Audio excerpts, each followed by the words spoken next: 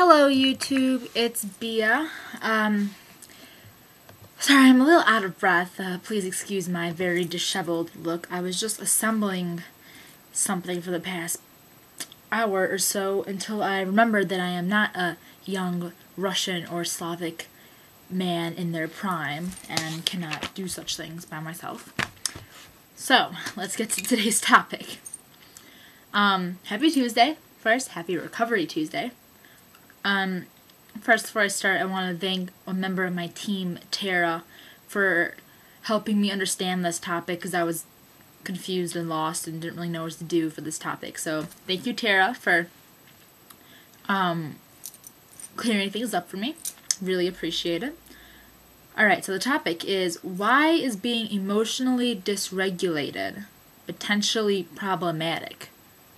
It's a mouthful. Emotionally dysregulated, potentially problematic. Think about that. Alright, now, if you're like me, you're probably wondering, what exactly does emotionally regulated mean? Well, it means you are able to control and control your response to the moment. I don't know, maybe you watched a previous video I did recently for Recovery Tuesdays on primary and secondary emotions. I think this really ties into that. Emotion regulation and being able to kind of control those primary emotions. So emotion regulation is what I have is able to control the response, and you are in the moment and you take the emotions as they come and you're okay with them. Something that I thought of when I was kind of outlining what I was going to do for this video is something that I try to always say to myself, and that is, this too shall pass. Like everything, this too shall pass. You know, there's quotes like, if there's one thing I've learned about life, it's that it goes on. You know, that's part of being emotionally regulated, where you process the emotion and you work on changing it. You take it as it comes. You know, maybe you're frustrated or upset. Say when you get on the scale, you know that feeling, freaking out because maybe it's not the number you wanted. That emotion hits you, and then you're like, well, and then I'm gonna get on to what happens after that emotion hits you just in a minute. But there's one thing you have to always remember, is this too shall pass. That feeling when you're standing on the scale weighing yourself and you're not pleased with that number, remember, that feeling will pass. That moment will be over. Literally, in a moment. And now when you're dysregulated emotionally, this basically means you can't control your feelings and emotions easily. Or regularly. Your decisions are based solely off of your emotion. It's not based off reason. One could describe this as it's based off passion and not reason, you know, something along those lines. Like, for instance, purging, cutting, binging, restricting, chain smoking, taking a hit, any of those things are things you do to deal with that emotion because you're not comfortable with that emotion. It's kind of a hard thing to explain, but I think a lot of you guys are able to put a finger on what I'm talking about. I hope. Being dysregulated emotionally is when you can't recognize you are safe, even though you're uncomfortable.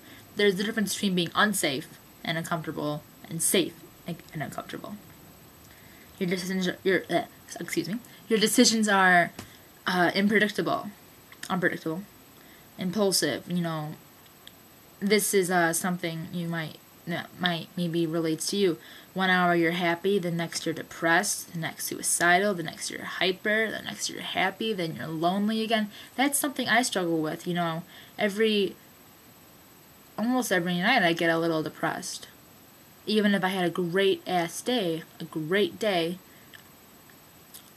and something hits me, something very, very small happens, and, you know, I get depressed all of a sudden. And you're probably, if you haven't already made the connection, probably wondering why this kind of relates to recovery. It's kind of an obvious connection, so here we go. You have to learn to concentrate and feel that intense emotion without turning to eating disorder behavior. Alright? Kind of like before what I was saying about the purging, cutting, etc. Those are, well, cutting doesn't have to be an behavior, so purging, restricting, binging is something you turn to when you don't want to handle that uncomfortable emotion or whatever, say when you're on the scale or you're eating in front of a bunch of other people when it's completely normal to anything along those lines. Use your imagination. You need to learn to mute those feelings. To realize, like I said, this too shall pass. Life goes on. No matter what, that sun is going to rise again tomorrow. Alright? I know that there's going to be a day when that sun does not rise, but that's going to be in millions and millions and millions of years. Or something like that, I don't know. It's going to rise tomorrow, people, okay? That's all I'm trying to say here. So, basically, what's bad, boys and girls? Dysregulated. What's good? Regulated. It's basically the lesson for today. I would really love it if you guys worked on this in your daily life by kind of, every time there's a situation, kind of step back for a moment, take in the emotion, and be okay with what's going on at that moment. Because you're never going to be handed anything you can't handle, alright? You gotta process the emotion and work on changing that. But not using an irrational choice like binging, purging. Don't use that. It's not good. Bad. Alright, well, hope you guys all have a fabulous weekend. I will talk to you guys next week, I guess. Peace out.